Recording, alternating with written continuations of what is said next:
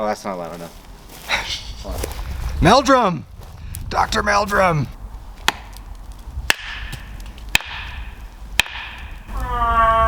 Yeah, I knew it. They're here.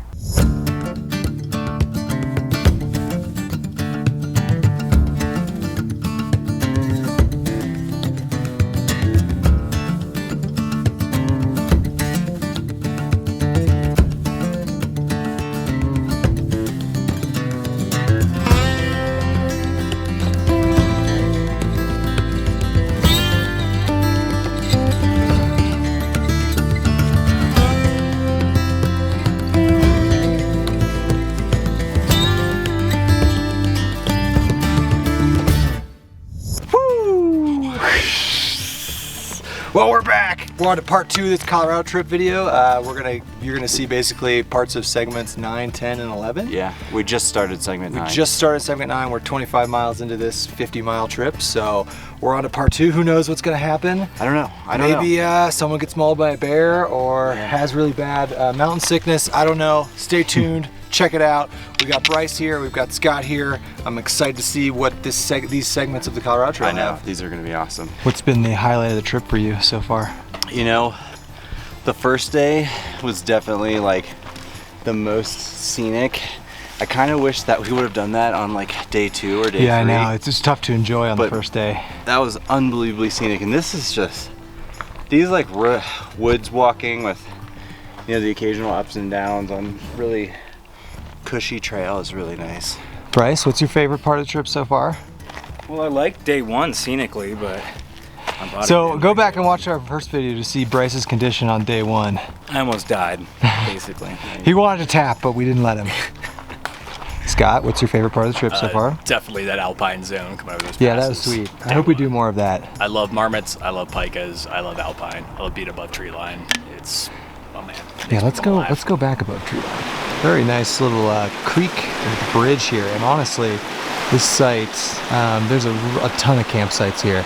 So in hindsight, this is about 5 miles from where we camped last night, so it would have been nice to just bust it to here, but you don't know it existed, so that's okay. And I could definitely see this being a little buggy. Actually, I can already look in the shade and you can see some things flying around, but nice little bridge. And we stopped. I put on long sleeves, we applied a bunch of DEET, and we are ready. We're ready. It's gorgeous outside though. I mean, this is perfect. Rain went away. It's great. This is like my kind of hiking right here. Just in this gorgeous pine forest. It's like just a little bit of elevation. It's not too bad. The trail is really soft, and that's without a doubt one of the best things about the CT in general. Is usually it's like almost all pine, so it's just so soft on your feet, and it just feels really good. So we are like 6-ish miles into the day. The mosquitoes have been fine, so we might have lucked out in that regard. Maybe it's just the time of the day. It's really sunny, that probably helps, but so far so good in segment 9.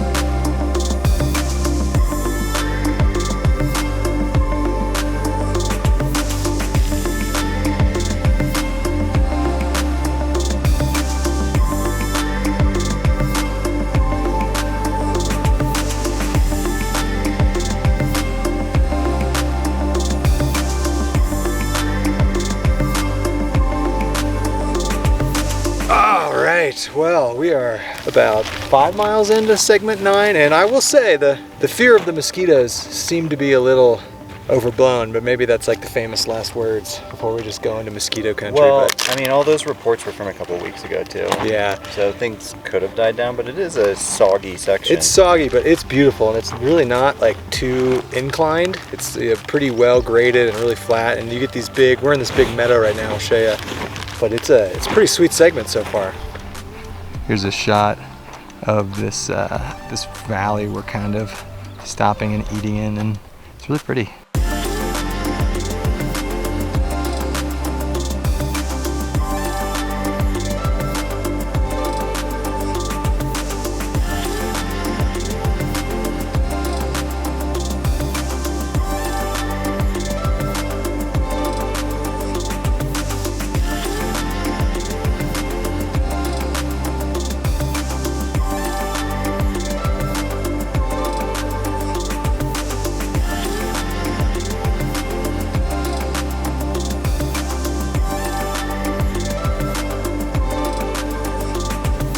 Wow, look at that. Not so bad up here. Look at this. All right, Scott, what's our tidbit today? Fun fact of the day. So Holy Cross, Mount of the Holy Cross, is what the Holy Cross Wilderness is named after. It's a 14,000 foot peak here in Colorado, kind of off by itself, but it's legendary. The legends of this mountain are that back in exploratory times, I like that miners and people would get Exploratory lost in the times. mountains and get turned around, and then they would come across this bit mountain with a huge holy cross on the side, and Oh, that really? would lead them to salvation. So that was the legend that grew up. So the geological phenomena that happens on Holy Cross, it happens to have a Kalur cross Oh, okay. right on its backside.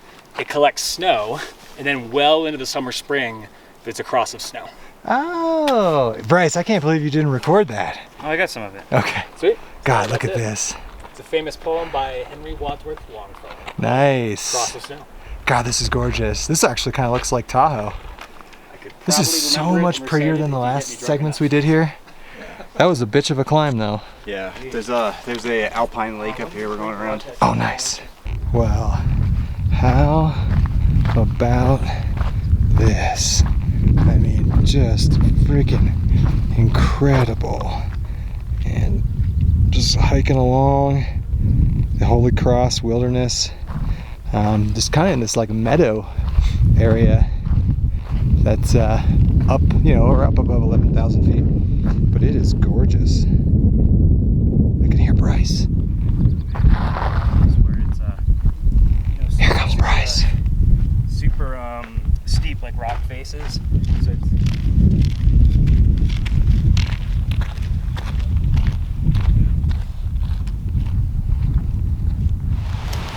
Well, we made it to camp. It immediately started raining the second we got here.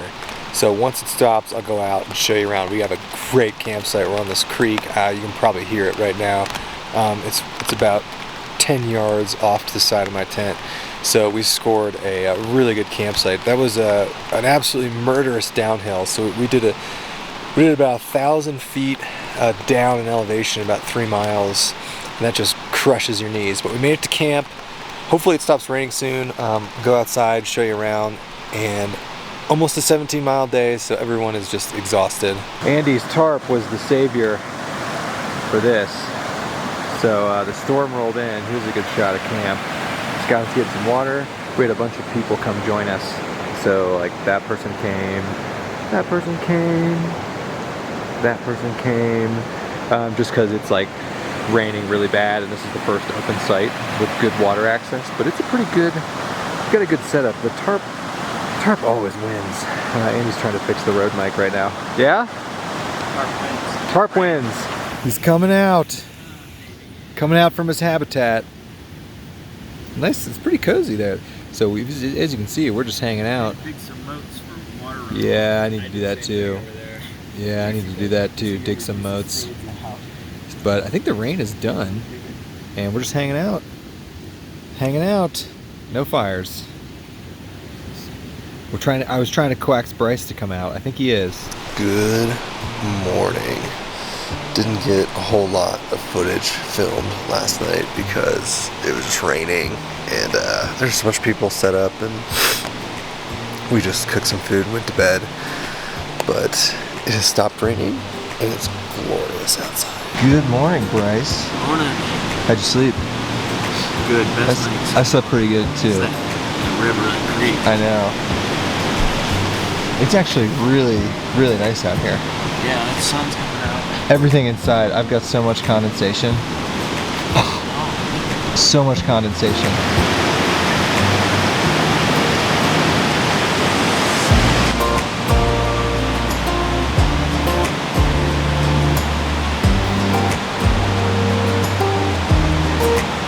Scott, how'd you sleep? I slept really great. Yeah, I slept really good.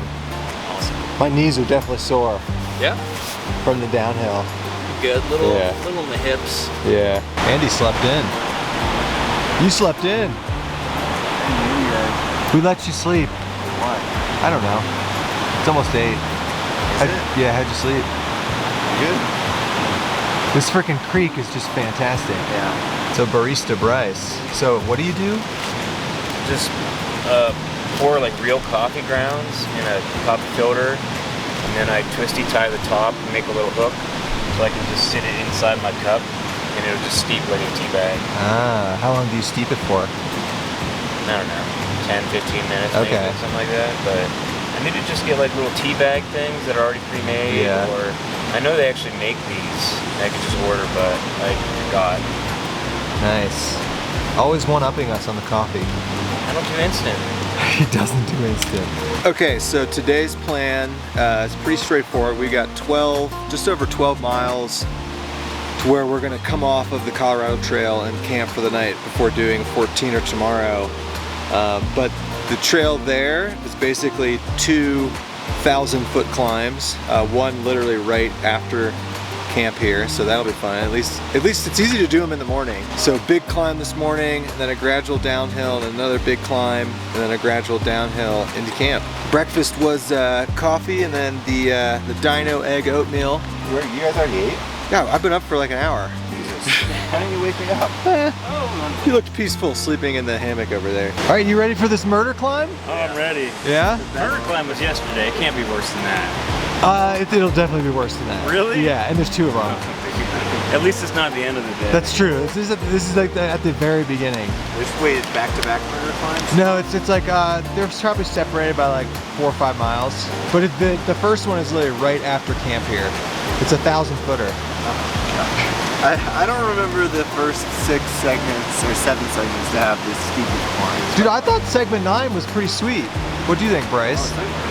Yeah, that was my favorite segment so far. Yeah, it was beautiful. That whole Just the cross. sheer rock faces of Yeah. everything, like that was impressive. I haven't really shown much of the pack this trip, what the loadout is. So I have the obviously the Arc Haul, and the main reason is because I just brought like 4 pounds of camera gear. So tripod, drone, shotgun mic. I'm keeping the Ultiplex on the outside, and then my stove kit, bug spray. I brought way too much this trip, to be honest with you. It's kind of good though. This is kind of just a shakedown for the Tahoe Rim Trail, so I will not be bringing a lot of this stuff on the TRT.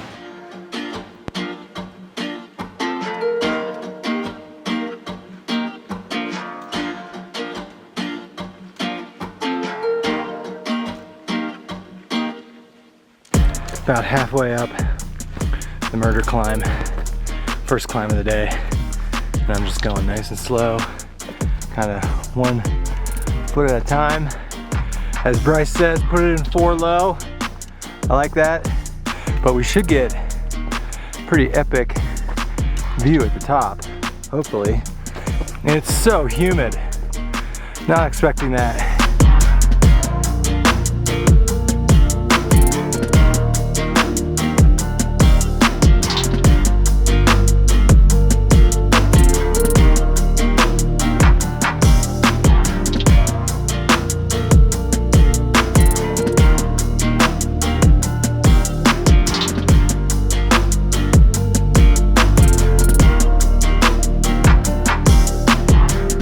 We are up the first murder climb, but a really nice view up here. That was about 2 miles, about 1,000 feet of climbing.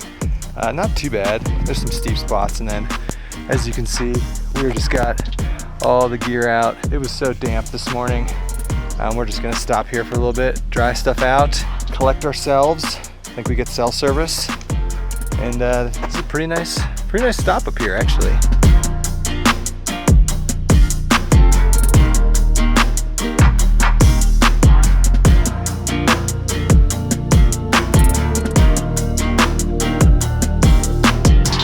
Down this downhill off of that last climb. So the way this works is we've got about 1.5 miles of a pretty aggressive downhill, and then another 3 mile 1,000-foot climb up to another little peak area, and I think we're gonna stop there and have lunch.